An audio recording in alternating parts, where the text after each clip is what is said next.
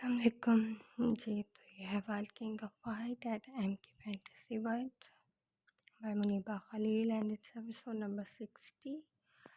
سو let start.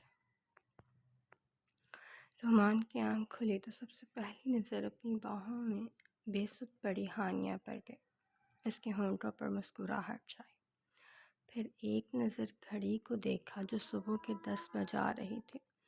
اس کے ہونٹ او کی شیپ میں بن گئے. جلدی سے اٹھتے پہلے خود فریش ہوا. پھر ہانیہ کو اٹھانے کے خیال سے اس کی طرف بڑھا.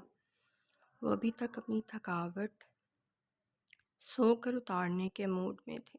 ہانی اٹھ جاؤ بیبی. اس کے ہونٹ چومتے ہلکی سی سرگوشی اس کے کان میں کی. وہ کسمساتے اپنی اسے آنکھیں کھولتے دیکھنے لگی. رومان اس کو آنکھیں کھولتے دیکھ مسکرایا. اٹھ جاؤ. رومان کو دیکھ وہ منہ بناتے کروٹ بدلتی مگر رومان پہلے ہی اس کے گرد بازو ڈال گیا. وہ رخ موڑنے سے تو اب رہی. مجھے سونا ہے ابھی. وہ چہرے سے بھی تھکی ہوئی لگ رہی تھی.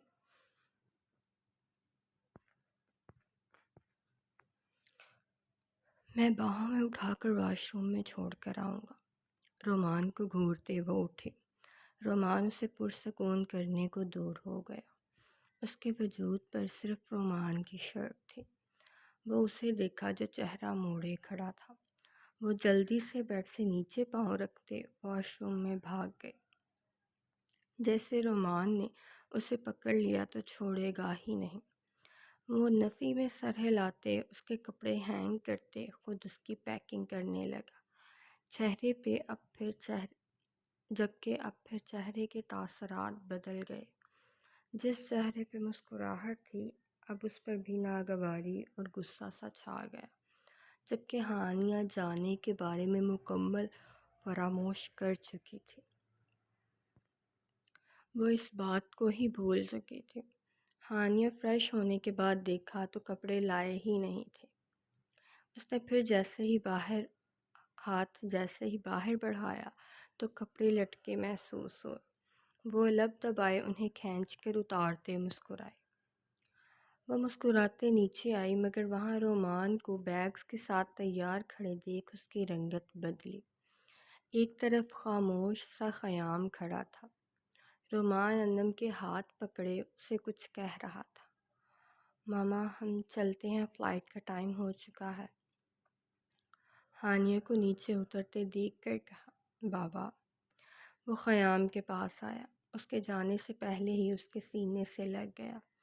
خیام وہیں اسٹل ہو گیا. چہرے کے تاثرات بدلے. اس کی آنکھوں میں آنسو چمکنے لگے. وہیں ہانیہ خود بھی چہرہ جھکائے آنسو چھپائے. وہ نہیں جانتی تھی کیا وجہ ہے مگر اس نے آج سے پہلے رومان کو اتنا سخت دل نہیں دیکھا تھا. کبھی نہیں.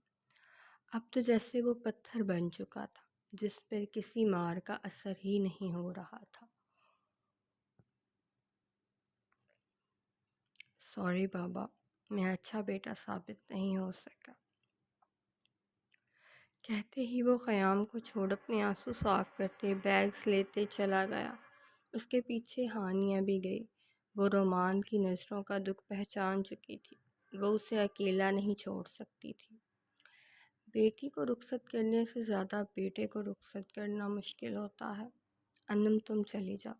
اسے گیٹ تک چھوڑنے میں نہیں جا پاؤں گا. خیام کہتے ہی روم میں چلا گیا.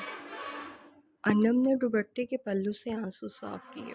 باہر ہانیہ رومان کو دیکھ رہی تھی جو آنسو چھپائے گاڑی میں بیگز رکھ رہا تھا. رومان ایسی کیا مجبوری ہے آپ کی؟ وہ رومان کے سامنے آ کھڑی ہوئی. وہ اس کی آنکھوں میں دیکھنے لگا. کہنا چاہتا تھا تم مگر نہیں کہا. وہ ہر طرف سے بے قصور تھی. وہ اسے الزام نہیں دے سکتا تھا. گاڑی میں بیٹھو. ہانیہ کے مزید سوال کرنے سے پہلے ہی اسے بازو سے پکڑتے گاڑی میں بٹھایا. اللہ حافظ ماما. میں پوری کوشش کروں گا جلد لوٹنے کی. رومان انم کا ماتھا چوما.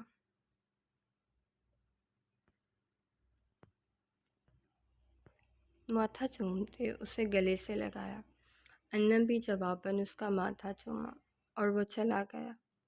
گاڑی میں بیٹھتے چابی گھماتے گاڑی سٹارٹ کی اور پیچھے اپنے ماں باپ کو اکیلا چھوڑ کر وہ چلا گیا۔ انم نے ہاتھ سے بہتے آنسو روکے۔ ایک دو دفعہ آنکھیں تھک گئیں۔ اسے قیام کو بھی سنبھالنا تھا۔ وہ کمزور نہیں پڑ سکتی تھی۔ خود کو باور کرواتے وہ بھی اندر کو پلٹ گئی۔ گارڈز دروازہ واپس بند کر رہے تھے۔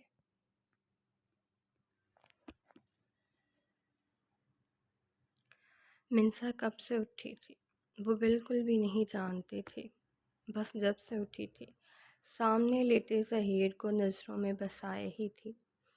اس کا بھاری مردانہ ہاتھ اس کے پیٹ کے گرد تھا۔ اس کے ہاتھ کوہنیوں کے گرد پھیلائے، کندھوں کے گرد پھیلائے اسے خود سے لپیٹے تھا۔ وہ بالکل چھوٹی بچی کی طرح اس کی آغوش میں سمائی تھی۔ کیا دیکھ رہی ہو؟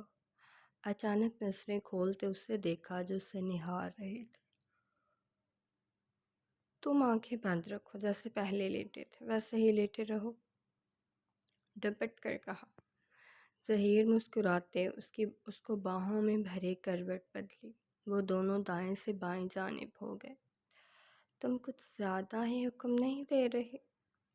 آئی برو اٹھاتے پوچھا۔ تم نے خود کہا تھا بیوی بنو، بیبی نہیں، تو بیوی ہو تو حکم ہی دیتی ہے۔ میری ماما تو ہر وقت بابا کو حکم دیتی رہتی ہیں۔ ظہیر جان چکا تھا وہ اپنی ماما کی طرح اسے اچھا خاصا تنگ کرنے والی ہے۔ ہم آج دوپہر تک پاکستان کی فلائٹ لیں گے۔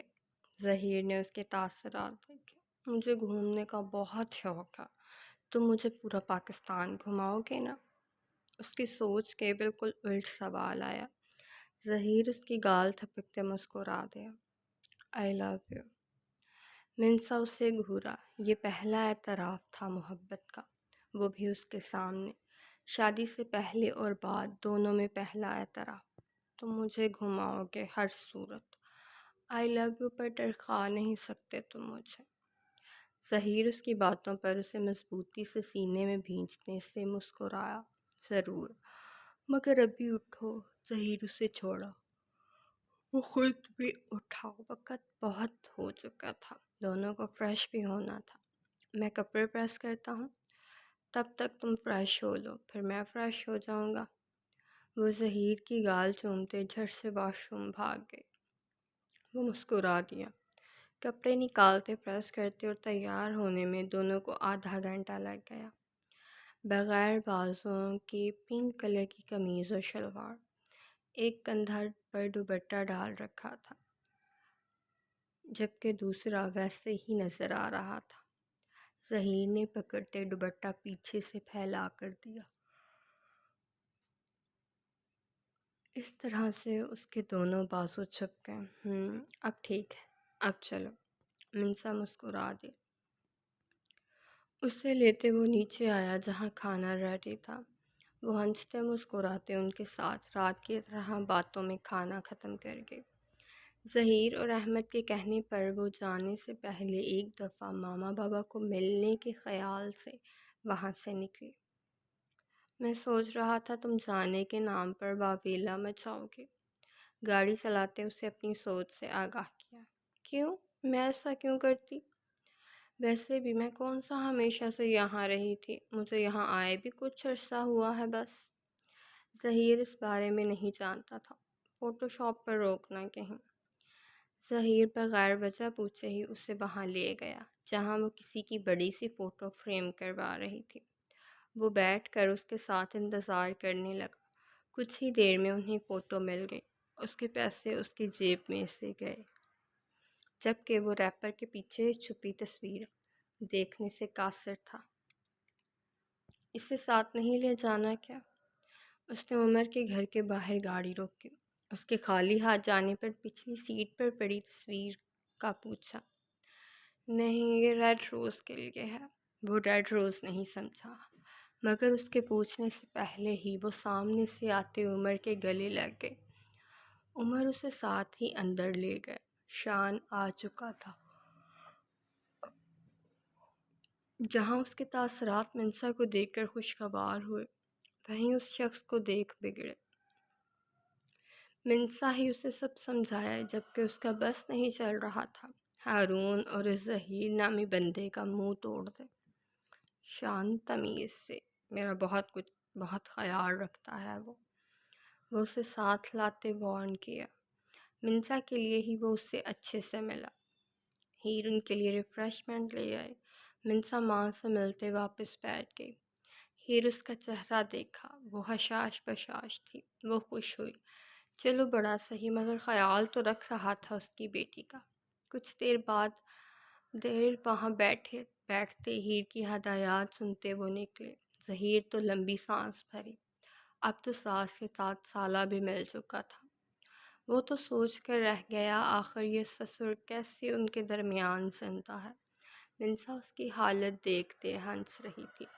جب ظہیر چلتی گاڑی آٹو پر کرتے اس کے ہونٹوں سے وہ ہنسی چننے لگا، جبکہ اب وہ تڑپ اٹھی۔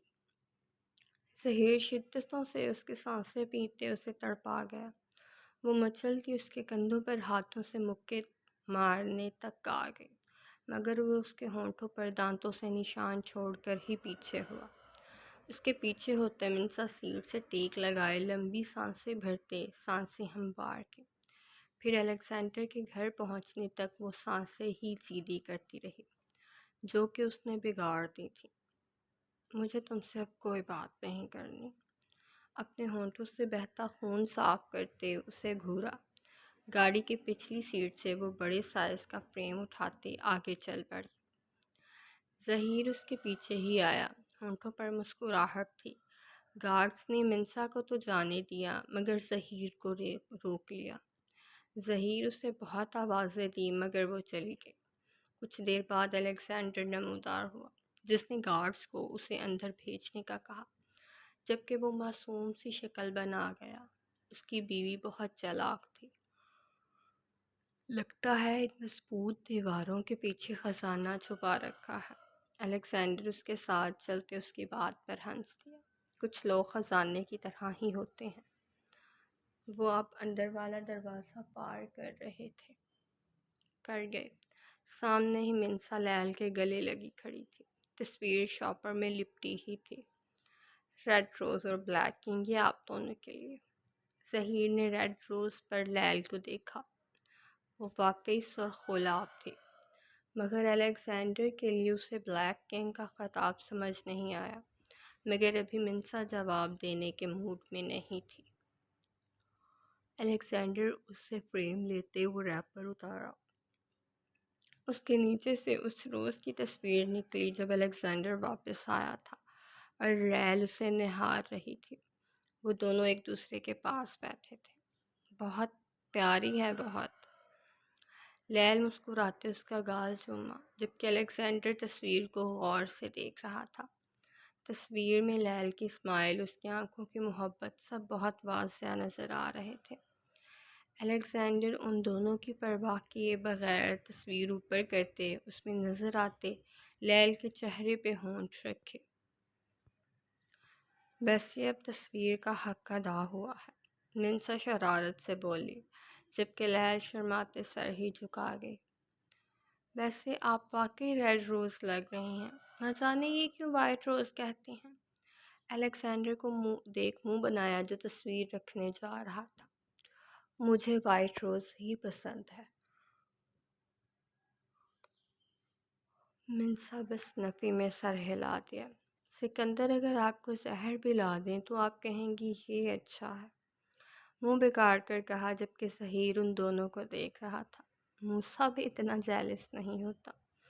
منسا کو اچانک اس کی یاد سدائی۔ میری شادی پر بھی نہیں تھا وہ، میں اب اس سے بات نہیں کروں گی۔ لیل کندھے اچکائے کہ تمہاری مرضی۔ White rose, fruit salad. لیل منہ بناتے باؤل پکڑا، جبکہ منسا لب دبائے۔ ہم بھی یہاں ہی ہیں، ڈرامائی انداز میں کہا۔ الیگزینڈر کو کسی کی پرواہ نہیں۔ منسا انہیں گھورتے لیل کو دیکھا۔ جا رہی ہوں میں آج پاکستان، میری قدر ہوگی آپ کو پھر ہی۔ ظہیر اس ڈرامہ کمین کو دیکھا۔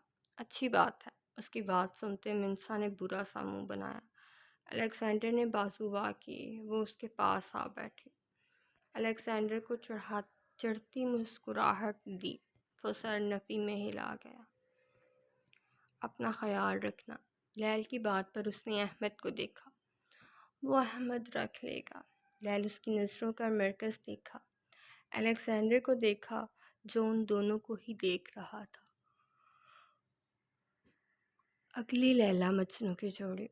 منسا سنتے مسکرائی، وہیں باقی ہنس دیے۔ ہم چلتے ہیں، فلائٹ کا ٹائم ہو گیا ہے۔ ظہیر اسے دیکھا، وہ جلدی سے لیل کے گال پر بوسہ دیتے دور ہوئے۔ الیگزینڈر اسے گھورتا ہی رہ گیا۔ وہ کھلکھلائے، آپ واقعی ریڈ روز ہیں۔ الیگزینڈر اسے گھورا، وہیں لیل الیگزینڈر کو دیکھا جس سے ظہیر کی یہ بات برداشت نہیں ہوئی تھی، مگر صرف اپنے بلیک کنگ کی۔ وہ ہنس دیا۔ اصل لیلا مجنوں کی جوڑی وہ خود تھے، مگر بناتے دوسروں کو تھے۔ ظہیر ان کو اللہ حافظ کہتے منسا کو لیتے وہاں سے چلا گیا۔ پیچھے لیل نے الیگزینڈر کے کندھے پر سر ٹکایا۔ کبھی تم نے بھی یوں ہی زبردستی شادی کی تھی مجھ سے؟ آج منسا نے ظہیر سے کی تھی، مگر جیسے ہم خوش ہیں ویسے ہی وہ دونوں بھی آج خوش ہیں۔ الیگزینڈر اس کے ہونٹوں پر لگی کریم صاف کی، وہ سرخ پٹی اس کریم کو صاف کرنے کے انداز پر۔ میں اور آپ الگ ہیں، ہم جیسا کوئی بھی نہیں۔ اس کے ہونٹ چومے۔ لیل اس کے سینے پر سر ٹکا گئی۔ وہ اس بات کے سچ جھوٹ سے واقف نہیں تھی، مگر الیگزینڈر واقعی الیگزینڈر تھا اور اس کے جیسا کوئی نہیں تھا۔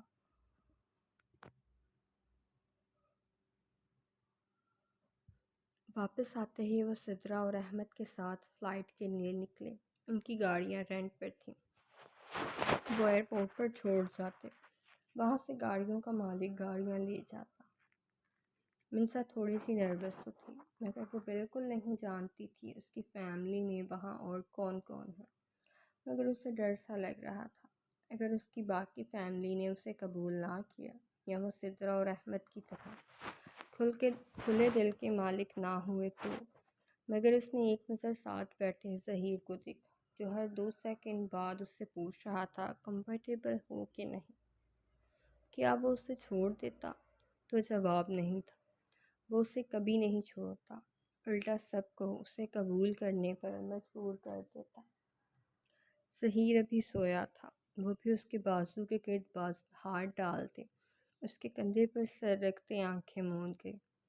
ظہیر اس کے ساتھ تھا، اور جب ظہیر اس کے ساتھ تھا اسے فکر کرنے کی ضرورت نہیں تھی۔ وہیں سدرا اور احمد کی سیٹ ان سے دور تھی۔ سیٹس احمد نے بک کروائی تھیں اور یہ ان کی ہی کارستانی تھی، ظہیر اچھے سے سمجھتا تھا۔ ظہیر منسا کے سونے پر چہرہ موڑ کر اسے دیکھا، اپنی سرخ نظریں چپکتے اس کا ماتھا چومتے وہ پھر سر سیٹ کے ساتھ ٹکا گیا۔ محبت منسا تھی یا منسا محبت تھی، کون کس سے وابستہ تھا وہ نہیں جانتا تھا، مگر بدلے کی سوچ کو وہ توڑ دیا تھا۔ اس محب منسا نے، ورنہ بدلہ تو اس نے بھی لینا تھا۔ دشمن تو وہ بھی تھا، مگر صرف تھا، رہا نہیں۔ وہ دشمن رہنا ہی نہیں چاہتا تھا، ان کا داماد بن کر خوش تھا، اور وہ ہی رہنا چاہتا تھا، اور اب وہی رہتا۔ ماضی۔ اب کیا چاہتے ہو؟ شایان ہاتھوں میں ہاتھ پھنسائے اس کے سامنے بیٹھا تھا۔ میں اس کی سیفٹی چاہتا ہوں بس۔ موسیٰ کے منہ سے وہی بات سنتے اس نے غصہ ضبط کیا۔ موسیٰ، 10 قتل، 10 لوگ مار دیے ہیں تم نے، اور تم کہہ رہے ہو صرف اس کی سیفٹی؟ شوق سے پوچھا، انداز میں غصہ بھی تھا۔ موسیٰ نے جواب نہیں دیا۔ رومان بھی ایک طرف بیٹھا تھا، وہ دونوں ٹور کا بہانہ بناتے موسیٰ کے پاس آئے تھے۔ اب کیا چاہتے ہو تم؟ رومان کی جرأت نہیں تھی سوال کرنے کی، یہ کام شایان ہی کر سکتا تھا۔ کام شروع ہو چکا ہے، میں کچھ نہیں روک سکتا، کچھ بھی روکنا ممکن نہیں رہا اب۔ اسمال بھی ہمارے کام کے متعلق جان چکے ہیں، میں نے بات کی ہے، وہ کسی سے کچھ نہیں کہیں گے۔ شایان کا منہ کھل گیا۔ وہیں بیٹھے شایان اور منسا پریشان ہوئے، مگر اس نے پرواہ نہیں کی۔ میں آ رہا ہوں وہاں حکومت کرنے، اٹھتے ایک عزم سے کہا۔ موسیٰ دماغ خراب مت کرو، تم جانتے ہو بلیک کنگ کو۔ شایان بھی اس کے ساتھ ہی کھڑا تھا۔ میرا باپ نہیں ہے وہ، غصے سے چیخا، جبکہ باقی سب مسکرا دیے۔ باپ ہی ہے وہ تمہارا موسیٰ اعظم۔ موسیٰ نے شایان کے ہاتھ سے گن لیتے اس کے دماغ پر تانی۔ وہ اسے جان بوجھ کر غصہ دلا رہا تھا، جانتے ہوئے وہ پاگل ہے پہلے ہی۔ کسی کے باپ سے نہیں ڈرتا موسیٰ اعظم، اور میں واپس آ کر وہاں اپنی حکومت اپنے اصولوں پر قائم کر کے رہوں گا، چیختے کہا، جبکہ الیگزینڈر ویسے ہی کھڑا، شایان ویسے ہی کھڑا رہا۔ کسی کے باپ سے نہیں ڈرتے، مگر اپنے باپ کا کیا خیال ہے، جس سے ہم سب تو ضرور ڈرتے ہیں۔ موسیٰ نے دور پڑے واز کا نشانہ لیتے اسے چکنا چور کر دیا۔ موسیٰ، ایک لڑکی کے لیے اپنی زندگی تباہ مت کرو، شایان اب چیخا۔ وہیں وہ لڑکی کمرے میں سب سن رہی تھی۔ ایک لڑکی کے لیے سب کرنے والا کوئی پاگل نہیں ہوں میں، موسیٰ اعظم نام ہے میرا۔ ایک عرصے سے اپنی سلطنت کے لیے کام کر رہا ہوں۔ میرا خواب ہے وہاں حکومت کرنا، جو ہر صورت ممکن ہوگا۔ وہ لڑکی صرف مہرہ بنی ہے ماما سے اجازت لینے کے لیے، بس اور کچھ نہیں۔ ان سب کی آنکھیں پھٹی۔ یہاں وہ پاگل ہو رہے تھے، موسیٰ ایک لڑکی کے لیے سب کر رہا ہے، اور یہاں تو بات ہی الگ تھی۔ وہ تو اپنے خواب پر کام کر رہا تھا۔ الیگزینڈر کو علم ہو جائے گا تمہارے لوٹنے کا، شایان کو خدشہ تھا۔ نہیں ہوگا، کوئی نہیں جانتا میں کہاں ہوتا ہوں، وہ بھی نہیں جانتے۔ موسیٰ کی بات پر وہ واپس بیٹھا۔ پھر کل نکلتے ہیں واپس؟ موسیٰ نے ہاں میں گردن ہلائی۔ ان میں سے کسی نے بھی وہ لڑکی نہیں دیکھی تھی، وجہ موسیٰ نے دیکھنے نہیں دی تھی، جبکہ وہ نہیں چاہتا تھا کوئی بھی جانے وہ لڑکی اس کی ماں سے ملتی ہے۔ تم دونوں واپس ہاسٹل نکلو۔ شان اور منسا چپ چاپ اٹھ گئے، جبکہ شان صرف چھٹیاں منانے یہاں آیا تھا، ورنہ وہ اور منسا بھی الگ الگ ہی تھے۔ تم دونوں یہاں نہیں رک سکتے، رات کہیں اور بندوبست کرو۔ وہ موسیٰ کو گہری نظروں سے دیکھتے اٹھ گئے، جبکہ وہ ان کے دیکھنے کا مقصد جانتا تھا، مگر سر جھٹک گیا۔ وہ ان کے ساتھ فضول میں دماغ نہیں کھپا سکتا تھا۔ آ جاؤ باہر۔ وہ باہر نکلی۔ وہ اچھے سے جانتا تھا وہ سب سن چکی ہے۔ تو تم واپس آ رہے ہو؟ موسیٰ اسے بیٹھنے کا اشارہ کیا۔ تم کون ہو اور تمہارے گھر والے، سب جاننا ہے آج مجھے۔ دکھ ختم ہو چکا ہے اب تو تمہارا، اس نے سانس بھری۔ میں نہیں بتانا چاہتی۔ موسیٰ ٹیک لگائے یوں ہی بیٹھا رہا۔ اس عورت کو جانتی ہو؟ موسیٰ نے ایک تصویر اس کے سامنے رکھی۔ اس نے کوئی جواب نہیں دیا، یوں ہی موسیٰ کو دیکھتی رہی۔ تم بھی میرے ساتھ واپس جا رہی ہو؟ چاہو تو یہاں رک سکتی ہو۔ موسیٰ نے کھلی آفر دی۔ میں چلوں گی واپس۔ موسیٰ نے ویلکم والے تاثر دیے۔ تمہیں مارنے کے لیے کچھ لوگ پیچھے لگے ہیں، اس نے جیسے بتایا تھا، حالانکہ وہ پہلے سے جانتی تھی۔ میں جانتی ہوں۔ موسیٰ اسے یوں ہی دیکھتا رہا۔ کئی دفعہ مجھے تم پر شک ہوتا ہے، مگر تمہارا چہرہ ہر شک دور کر دیتا ہے۔ وہ کچھ نہیں بولی۔ ہم ابھی نکل رہے ہیں، اپنی تیاری کر لو۔ کہتے ہی اس نے شایان اور رومان کو بھی کال ملا دی۔ آن لائن ٹکٹس بک کروا دی۔ موسیٰ کو گڑبڑ لگ رہی تھی، اسی لیے وہ ابھی جانا چاہتا تھا۔ وہ دونوں حیران تھے، مگر اسی وقت فلائٹ لیتے وہ عمان اترے اور وہاں سے سیدھا اس علاقے میں۔ موسیٰ یہ رومان تو وہ بنگلہ دیکھتے ہی ٹھہر گیا۔ چلو، اسے ڈپٹا۔ وہ سب لاؤنج میں بیٹھ گئے، وہ لڑکی بھی ساتھ ہی تھی۔ شاہین، یہ لو، پاس رکھ لو۔ اس نے فون پکڑتے پاکٹ میں ڈال لیا۔ وہاں کبھی اسے اس کی ضرورت ہی نہیں پڑی تھی۔ تم دونوں صبح کے لیے نکلو، واپسی کے لیے نکلو، باقی دیکھ لیں گے پھر۔ کہتے وہ خود باہر نکل گیا، اور اسی سفر میں اسے 2 اور ساتھی مل گئے، حارث اور بیلا۔ دونوں زخمی حالت میں تھے۔ حارث تو مرنے کے قریب تھا۔ وہ جنگل سے انہیں وہاں اٹھا لایا، پاس کے گاؤں سے دائی بلاتے ان کی مرہم پٹی کروائے، اور تب سے وہ اس کے ساتھ تھے۔ موسیٰ ان کے ماضی سے واقف نہیں تھا، وہ کچھ نہیں جانتا تھا اور نہ ہی کبھی پوچھا، اسے کبھی ضرورت ہی نہیں محسوس ہوئی۔ اگلے دن وہاں جان مارٹن کی جگہ اس کی حکومت تھی۔ جان مارٹن مر چکا تھا اور اسے مارنے والا موسیٰ۔ وہ اس قدر کم عمر لڑکے کو اپنا بادشاہ قبولنے کو تیار نہیں تھے، مگر سابقہ بادشاہ کی کتاب کے اصول ماننا مجبوری تھی۔ مگر موسیٰ نے بیٹھتے ہی سارے اصول بدلوا دیے، سب کچھ اپنے مطابق کر دیا، اور اس دوران بہت سے دشمن بھی بنا لیے، مگر پرواہ نہیں کی۔ اگلی صبح رومان اور شایان واپس چلے گئے۔ اب وہاں موسیٰ کے ساتھ وہ لڑکی تھی، بس۔ حارث اور بیلا ٹھیک ہو چکے تھے، مگر ان دونوں میں اسے کبھی کچھ ٹھیک نہیں لگا۔ حارث اس کے گھر کی نوکرانی بن کر رہنا چاہتی تھی، وہ مان گیا۔ حارث اس کا کام جاننے کے باوجود بھی اس کا ساتھی بننا چاہتا تھا۔ موسیٰ کو بھی وفادار لوگوں کی ضرورت تھی، اسے ایک سچا ساتھی مل گیا۔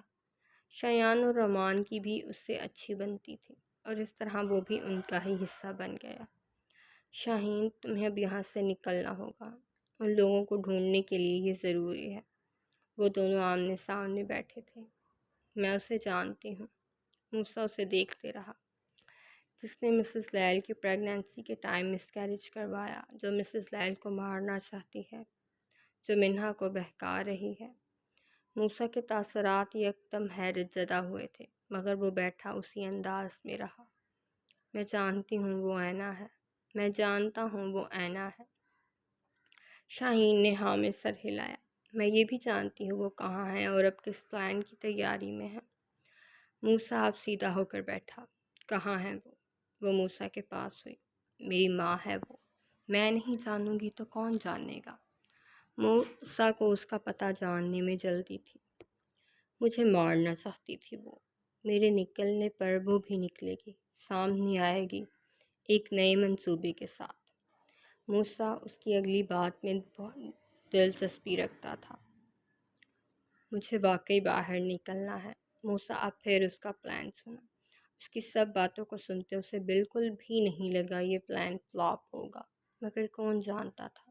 کوئی بھی نہیں، وہ لڑکی بھی نہیں، لیل کی پرچھائی بھی نہیں، وہ عکس بھی نہیں جو لیل کے عکس سے زیادہ اس سے میل کھاتا تھا، تو پھر کوئی بھی نہیں۔ میری بچی۔ اگلے دن شاہین گاڑی لے کر بغیر موسیٰ کو بتائے اس عورت کے دروازے پر تھی، جس نے اسے دیکھتے ہی خود سے لپٹا لیا، مگر وہ بے تاثر کھڑی رہی۔ بابا کہاں ہیں؟ اس نے اپنا سوال پوچھا۔ میں نہیں جانتی۔ اس نے غصے سے اس عورت کا جبڑا دبوچ لیا۔ سچ بتاؤ، ورنہ ایک جھٹکے میں مر جاؤ گی، سختی سے کہا، مگر وہ بھی ڈھیٹ عورت تھی جو آج تک نہیں مری۔ تم مجھے کیا مارو گی؟ مرو گی تو تم خود۔ وہ ہنستی۔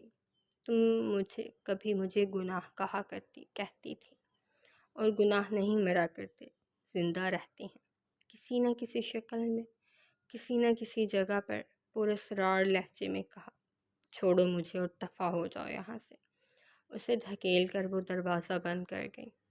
وہیں وہ پلٹ آئی۔ جو وہ چاہتی تھی وہ ہو گیا۔ لیل، پھر تم ہی تم۔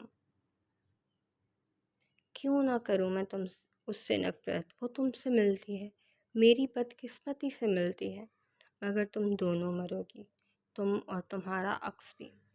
کہکا لگاتے وہ خوش تھی۔ اس نے سامنے لگے پنچنگ بیگ کو دیکھا جس پر لیل کی تصویر تھی۔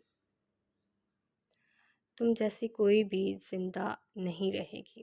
الیگزینڈر اکیلا تڑپے گا، موت کی بھیک مانگے گا، جیسے تمہاری لیل تمہیں پہلے پل پل تڑپتے دیکھ وہ تڑپا ہے، اب بھی ویسے ہی تڑپے گا۔ مسرور ہوتے وہ خوشی سے جھومنے لگے۔ وہ خود سے عہد کرتے کسی کا نمبر ملانے لگی، جبکہ چہرے پہ اب بھی خوشی والے تاثرات ہی تھے۔ بیلا کو اگلے دن صبح ہوش آیا۔ اسے اپنے پاس سے عجیب سی خوشبو آ رہی تھی۔ اس نے بیڈ کی سلوٹیں دیکھی۔ سب سے پہلا خیال جس کی طرف گیا اسے اس کے وجود سے شدید نفرت ہوئی۔ فجر کا وقت تھا، وہ بغیر دوپٹے کے ننگے قدموں اس کے کاٹیج کی طرف آئی۔ آتے ہوئے مرر میں اپنا چہرہ دیکھ اس کا شک یقین میں بدل چکا تھا۔ اس کے ہونٹ پر آیا زخم اس بات کا ثبوت تھا جو وہ سوچ رہی ہے ٹھیک ہے۔ موسیٰ اور پری اس وقت اپنے کمرے میں تھے۔ وہ باہر بھی ہوتے تو وہ پرواہ نہیں کرتے۔ تم بنتے تو بہت مسلم ہو، پھر کسی لڑکی کی بے ہوشی کا فائدہ اٹھانے کی ہمت کیسے ہوئی؟ جاتے ہی وضو بناتے حارث کو گریبان سے پکڑ لیا، جبکہ وہ تو اس کی ہمت دیکھتے رہ گیا۔ جانتی ہو کیا کر رہے ہو؟ سرد لہجے میں پوچھا۔ بہت اچھے سے۔ حارث اس کا غصہ دیکھا، پھر گھماتے اسے شیشے کے ساتھ لگایا۔ تم میں ایسا کیا ہے جو میں تمہارا فائدہ اٹھاؤں گا؟ پہلے خود کو دیکھو، اور تم تو اچھے سے جانتی ہو میں ایک دفعہ منہ لگائی چیز کو دوبارہ نہیں چھوتا، اب وہ چاہے چیز ہو یا عورت۔ بیلا کا حلق تک کڑوا کر دیا اس کی باتوں نے۔ اس شخص سے زیادہ اسے کبھی کسی نے بے مول نہیں کیا تھا، مگر وہ پھر بھی اسے چاہتی تھی، اور وہ اپنے اس دل پر اس بات کی وجہ سے لاکھوں بار لعنت بھیج چکی تھی۔ پہلی لعنت تم پر اور تمہاری اس دوگلی شخصیت پر، دوسری لعنت میرے اس دل پر جو تم سے محبت کرتا ہے، حالانکہ قابل تم نفرت کے بھی نہیں۔ دوغلے انسان، چٹک کر کہتی وہ جاتی جب حارث غصے سے اس کے جبڑے کو پکڑتے اس کے ہونٹوں پر جھکا۔ انداز میں وہی سختی تھی، اس کے ہونٹوں کو دانتوں سے اچھا خاصا زخمی کرتے وہ خون نکال چکا تھا، اس کے ہونٹ پھٹ چکا تھا۔ اب دل کھول کر لعنت بھیجنا۔ اسے دور جھٹکا، وہ حارث کی پشت کو گھورتے وہاں سے بھاگ گئے۔ اب پھر وضو بنانا پڑے گا، اس کے ہونٹوں کو یاد کرتے بڑبڑایا، جبکہ اب وہ غلطی سے بھی اس کے کاٹیج میں قدم رکھنے کا نہیں سوچتی۔ وہ اپنے عمل سے بتا چکا تھا وہ کیا کر چکا ہے اور کیا کر سکتا ہے۔ جی تو یہ تھا episode number 15 or 60. So hope so you are enjoying. Then I will take care of yourself. Allah Hafiz. Tata. Bye bye.